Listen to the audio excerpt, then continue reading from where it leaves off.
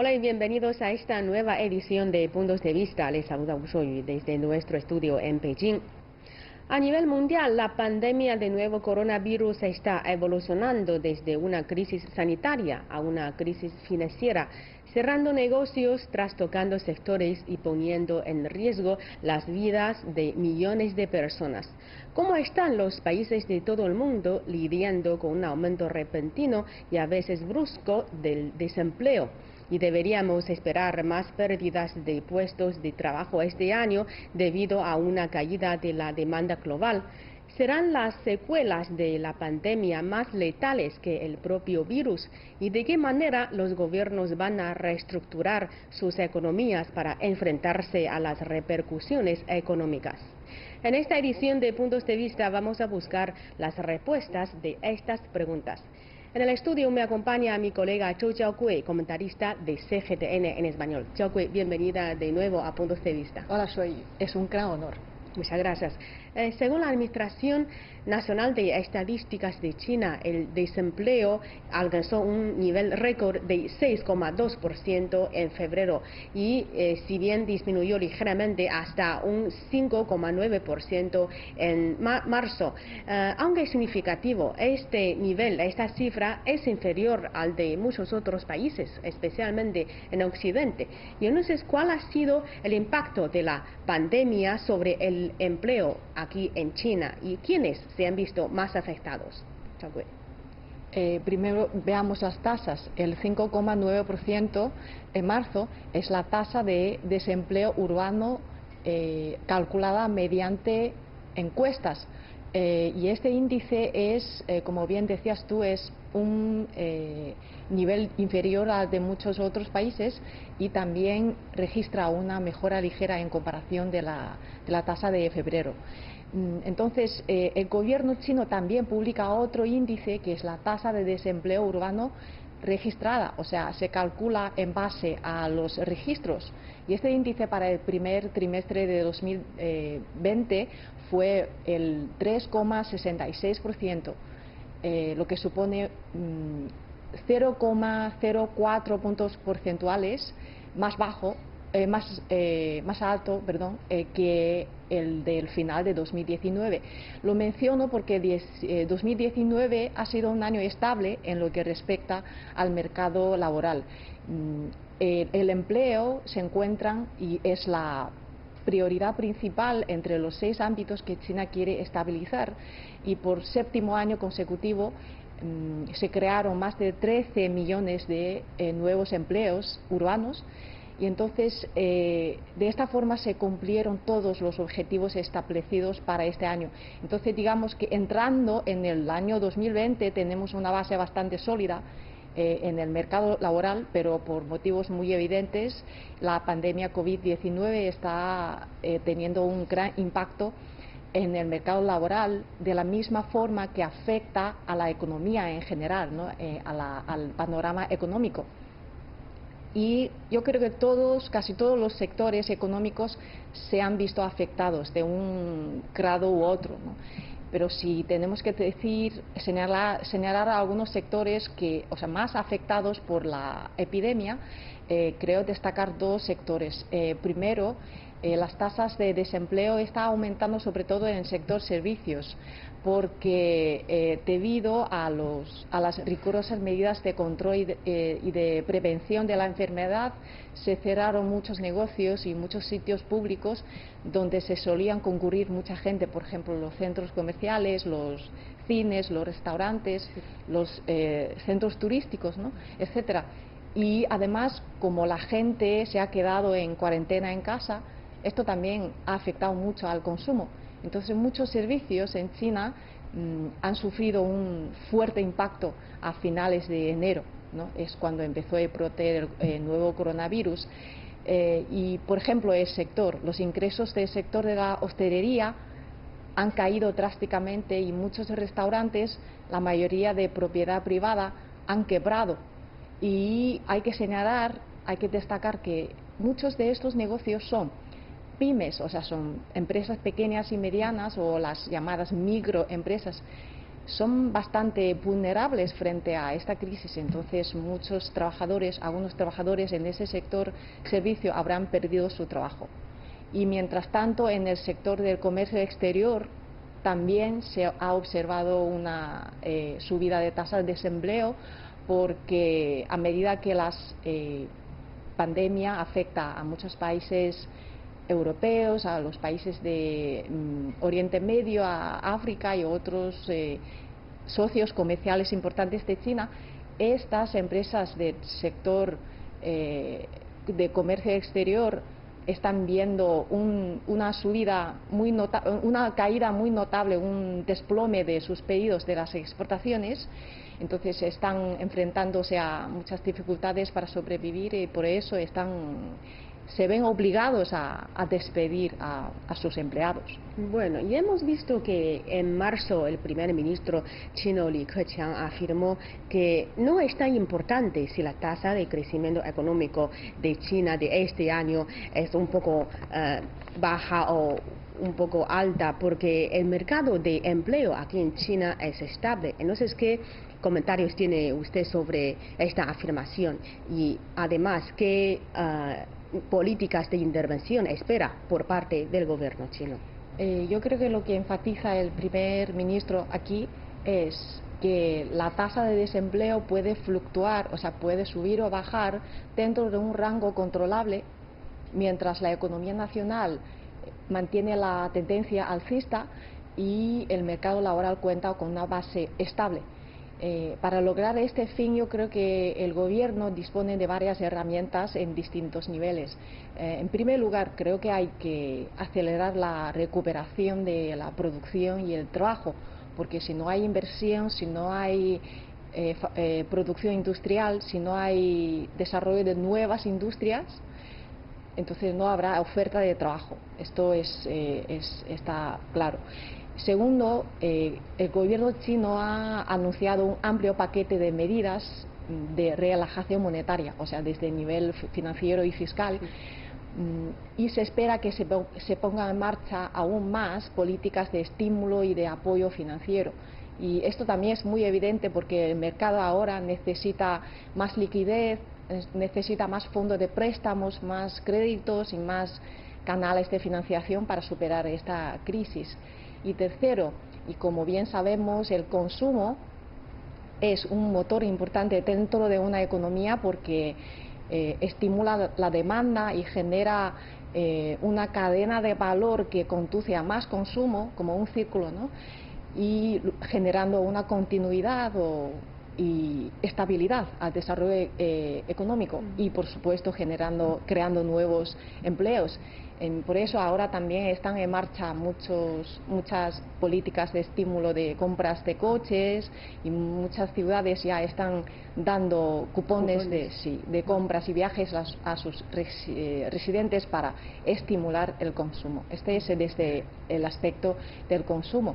Y cuarto, y también la medida más directa para ayudar a las empresas más afectadas para que supere esta crisis, es dar subvenciones por ejemplo, de alquiler o de reducción de tasas fiscales o administrativas y la reducción, la exención o el aplazamiento flexible de los pagos de seguros sociales por parte de las empresas. Según las estadísticas, en los 2 meses de febrero y marzo, la exención de estos pagos de seguros sociales superaron los 230.000 millones de yuanes o unos 33.000 millones de dólares estadounidenses. Esto es muy significativo y las empresas pequeñas, medianas y las microempresas han sido los más beneficiados. La aplicación de esta medida ha jugado un papel muy importante como para asegurar el funcionamiento de las empresas afectadas y estabilizar el empleo. Y por último, desde el nivel práctico, ¿no? En tiempos de epidemia se han organizado muchos cursos de formación profesional a través de Internet y se han lanzado campañas de contratación de talentos en línea. Por ejemplo, nuestro grupo de medios de China también ha organizado una serie de actividades, ¿no?, colaborando con muchas empresas estatales y grandes empresas para contratar a los recién graduados, etcétera. Entonces, eso ha ayudado a estabilizar el empleo.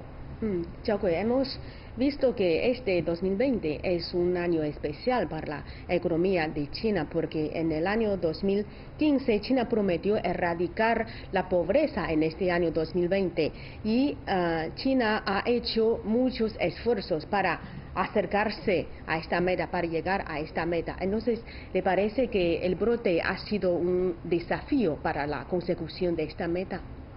Sí, no cabe duda de que esta pandemia COVID-19 supone la mayor incertidumbre que está afectando a la erradicación de la pobreza en China.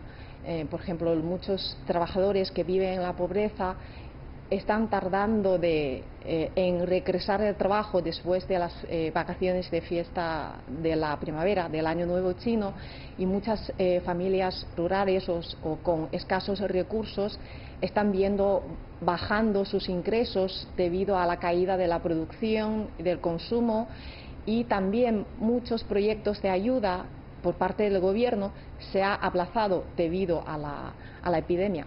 Sin embargo, el país está reaccionando rápido, tan rápido como para combatir la crisis sanitaria, y muy activamente, ¿no?, en la lucha contra la pobreza, y muchos proyectos de apoyo están avanzando según lo programado, y el cambio está en que ahora se debe incluir las medidas de control y prevención del nuevo coronavirus en el trabajo para luchar contra la pobreza. Y el presidente chino Xi Jinping, en un artículo publicado el 1 de mayo sobre la lucha contra la pobreza, ha dejado claro la consecución de esta meta en el plazo establecido, o sea, una prometida China sin pobreza absoluta para 2020. Bueno, y hemos visto que a nivel mundial los temores al impacto de la pandemia sobre el crecimiento mundial han provocado que los mercados de muchos países se tambalean, y es realista esperar una caída de la tasa de desempleo en la segunda mitad del año a medida que los negocios reanudan el trabajo, o esto peca de ser demasiado optimista. Bueno, al fin y al cabo, la estabilización del mercado laboral depende de la recuperación económica. Y la economía se recuperará y desarrollará cuando las fábricas vuelvan a producir, cuando vuelvan a haber atascos en las calles de las ciudades, cuando la sociedad vuelva a moverse, etcétera, ¿no? Y cuando la gente vuelva a consumir, a viajar, a tener nuevos proyectos. Entonces, tomemos China como ejemplo. Yo creo que tenemos suficientes motivos como para confiar en que el mercado laboral se estabilice en un futuro próximo. A partir de marzo, cuando la epidemia en China estaba cada día más bajo control, sobre todo a partir de abril, cuando muchas regiones empezaban a flexibilizar las políticas de confinamiento, se han venido reanudando las actividades tanto políticas, económicas como sociales en todos los aspectos. Por ejemplo, se reabrieron los negocios, algunos estudiantes ya volvieron al campus y otros ya tienen fechas para volver a verse en las aulas, y a finales de abril se anunciaron también las fechas para celebrar las dos sesiones políticas anuales, a la Asamblea Popular Nacional y la Conferencia Consultiva Política del Pueblo Chino, o sea, que este año se celebran con retraso de más de 2 meses a causa de la epidemia. Aunque con retraso, o sea, todo está recuperándose gradualmente, ¿no? Y el país ya se encuentra funcionando, operando a casi la plena capacidad productiva, y mucha gente ya ha vuelto al trabajo. Y con todo esto, yo creo que también hay estadísticas oficiales que demuestran que el desempeño económico de China en marzo registran, o sea, es claramente mejor que el de los dos primeros meses de enero y febrero, ¿no? Entonces, sin embargo, dadas las circunstancias que estamos viviendo a nivel global, no descartamos que la tasa de desempleo pueda seguir aumentando a un plazo corto, pero, precisamente por eso el país tiene que tomar más medidas para ayudar a las empresas pequeñas y medianas, para que estas empresas se recuperen, para que las industrias más afectadas retomen fuerza, retomen sus actividades, y es así para garantizar un mercado laboral estable.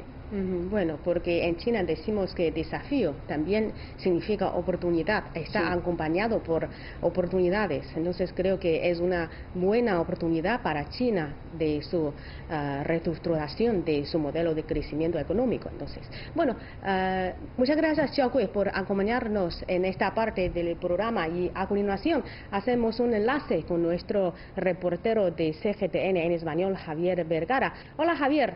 El presidente estadounidense Donald Trump ha presionado a algunos gobernadores para que reabran sus estados lo antes posible. Con casos confirmados todavía en rápido aumento, ¿cree que ha llegado el momento de poner fin a la cuarentena y reanudar el trabajo? ¿Es posible que una reanudación temprana sea tan peligrosa como esperar demasiado tiempo?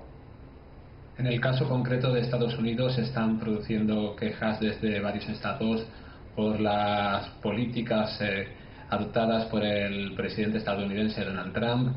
Existe una división de opiniones con respecto a cómo y de qué forma deberían seguir implementándose las medidas de confinamiento y también de restricción de la actividad económica. Es algo que afecta también o que está sucediendo en muchos otros países. Vemos como también en estos casos se produce una disyuntiva sobre si la necesidad de proteger la salud de las personas y también la necesidad de reactivar la economía. En el caso, por ejemplo, de China, siempre quedó claro que lo primero y más primordial, y también es algo que se ha hecho en muchos otros países, lo primero es proteger la salud de las personas, pero también es importante ir retomando la actividad económica paulatinamente para que no se produzca un gran descenso en los indicadores económicos. ¿Cómo hacerlo? Pues evidentemente no es algo fácil. Nos encontramos ante una situación inesperada, aunque no hay que olvidar que también podría haberse previsto, ¿no? Este tipo de crisis es algo que también podemos aprender cómo es necesario afrontar o mejorar nuestros modelos económicos para hacer frente a este tipo de situaciones y también para que de alguna manera puedan estar preparadas en caso de que en un futuro pudiera producirse una situación similar. Con respecto a si es necesario o no, o si es arriesgado o no adelantar la vuelta a la actividad económica, yo creo que lo que se está haciendo, ¿no?, en muchos países es ir reactivando la economía en función de cómo va avanzando la expansión del coronavirus, como en los casos en los que el número de contagios es muy elevado, como en esos países es necesario unas políticas de confinamiento y de restricción de la actividad económica más estrictas, como en el momento en el que este número de casos comienza a bajar pueden flexibilizarse estas medidas de restricción de la actividad económica y también de la movilidad. También yo creo que tenemos que ser conscientes en estos momentos de la necesidad de la vuelta a los sectores fundamentales de la economía de cada país. Es algo también muy importante y que, bueno, yo creo que desde los departamentos de economía de todos los países de los gobiernos de todos los países están teniendo en cuenta cuáles son los pilares fundamentales de su economía, cuáles son los sectores en los que deben reanudar lo más rápidamente posible la actividad. También Aparte, yo creo que tendríamos que hacer un llamamiento a la población a que sean conscientes de que la flexibilización de las medidas de confinamiento no significa que podamos retomar inmediatamente la vida cotidiana que llevábamos antes del coronavirus. Tenemos que tener en cuenta de que, a pesar de que el número de casos ha descendido, todavía se pueden producir contagios, de que no se puede bajar la guardia. Yo creo que, por ejemplo, en el caso de que en algún país que comience a permitirse salir a la calle, se hace más por la necesidad, ¿no? Ha quedado demostrado también cómo el confinamiento puede afectar al estado de ánimo y cómo la salida pues puede suponer una mejora en este aspecto, también, como no, para la realización de ejercicios, para la salud de las personas, pero siempre siendo conscientes de que el riesgo aún existe. Ya lo ha señalado desde el principio la Organización Mundial de la Salud, como en los momentos en los que el coronavirus comienza a bajar, no hay que bajar la guardia. Es muy importante mantener todas las políticas de control y de prevención del coronavirus en los momentos en los que esté remitiendo ante la posibilidad de que se produzca un nuevo repunte. Yo creo que tenemos que tener también claro esta situación. Podría ser un momento para replantear también quizá ya en el caso particular, ¿no? Si tenemos que estar en casa para proteger la salud no solo propia, sino de otras personas, de los que nos rodean, cómo podemos aprovechar estos momentos para, por ejemplo, replantear nuestro modelo empresarial, cómo podemos usar las nuevas tecnologías para realizar envíos a domicilio o prestar servicios que antes se hacían presenciales, hacerlo a través de Internet, como puede ser el caso del sector educativo, o otro tipo de servicios de asesoría y consultoría, o incluso de diseño gráfico. Yo creo que podemos un poco replantear, o quizás es el momento también de poder estudiar y ponernos al día, ¿no?, de qué necesitamos para poder utilizar las nuevas tecnologías como fuente o como canal para un nuevo canal para nuestras ventas. Aparte de esto, yo creo que está quedando demostrado cómo retomar de manera organizada la actividad económica. Yo creo que se pueden estar dando resultados positivos a la economía, cómo desde las empresas se puede reorganizar el sistema de trabajo, realizando turnos o también disminuyendo el número de personal en cada jornada laboral, distribuyendo un poco los horarios para que no se produzca una paralización total de la actividad económica de la empresa, sino que al menos pueda realizarse en el mayor porcentaje posible. Bueno, Javier, y recordamos que el mundo tardó años en recuperarse de la crisis financiera de 2008. La pandemia ya ha tenido un efecto mucho mayor. ¿Es posible que la economía mundial después de la pandemia no se parezca a la que conocíamos antes, o por el contrario cree que el mundo luchará por volver a la normalidad lo antes posible? ¿Es lo normal, deseable o posible? ¿Y qué clase de cambios podríamos ver en el futuro? Sí, estábamos recuperándonos ya de la crisis económica de 2008. Veíamos cómo la tasa de crecimiento de muchas economías estaba comenzando a repuntar, cómo el empleo también había recuperado los niveles previos a la crisis económica, cómo en el ámbito de las familias se podía ver una recuperación ya palpable, también en el ámbito empresarial y también en los mercados financieros, y cómo, a pesar de que todavía quedaba mucho por hacer, estábamos viviendo ya una cierta recuperación. Y sin duda es cierto que la crisis del COVID-19, aparte de las dramáticas repercusiones sociales y sanitarias que tiene, está teniendo también, causando estragos en las economías, al menos a corto y medio plazo. Tendremos que ver también cómo serán finalmente cómo seguirá evolucionando en el ámbito económico.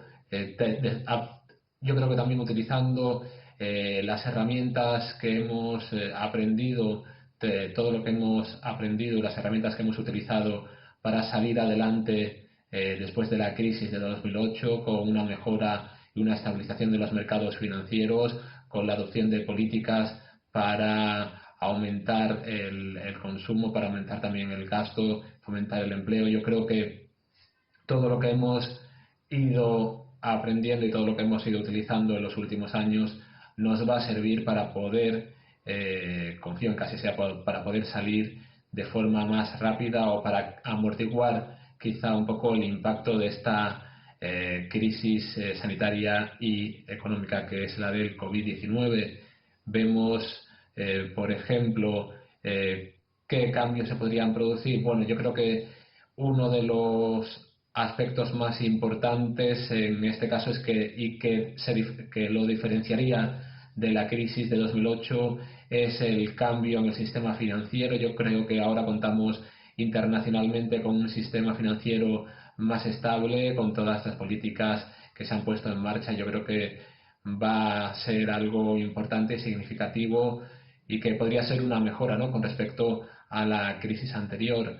¿Qué más cambios podrían producirse? Quizá a lo mejor podríamos ver una necesidad de crear políticas coordinadas de manera internacional para hacer frente a este tipo de situaciones. Ha quedado en evidencia la necesidad de colaborar y de cooperar en el caso de crisis sanitarias o económicas como esta, como el unilateralismo no está teniendo ninguna cabida en una situación como la que nos encontramos. También podríamos ver algún cambio que se podría producir en la economía, quizá la adopción de nuevos modelos económicos o nuevas iniciativas empresariales, mejor dicho, como podría ser el caso de las ventas y los servicios en línea, o cómo podríamos también mejorar nuestra empresa, quizá atendiendo o utilizando nuevas tecnologías, como ya se produjo en la crisis del SARS en el año 2003. En el caso concreto de Asia o del sudeste asiático se produjo un cambio hacia una economía más tecnológica. Quizá ese podría ser uno de los virajes económicos que podríamos ver tras esta crisis sanitaria y económica, como también debería hacerse un hincapié en el sector sanitario, en los fondos para el sector sanitario, no solo en cada país, sino también a nivel internacional, pero sí que ha quedado constancia de la necesidad de no dejar en el olvido la fortaleza, ¿no?, del sistema sanitario, que evidentemente es algo que todos los países hacen, pero creo que habría que dar un paso más para hacer frente a situaciones adversas e inesperadas como esta. Es una lección que podemos aprender.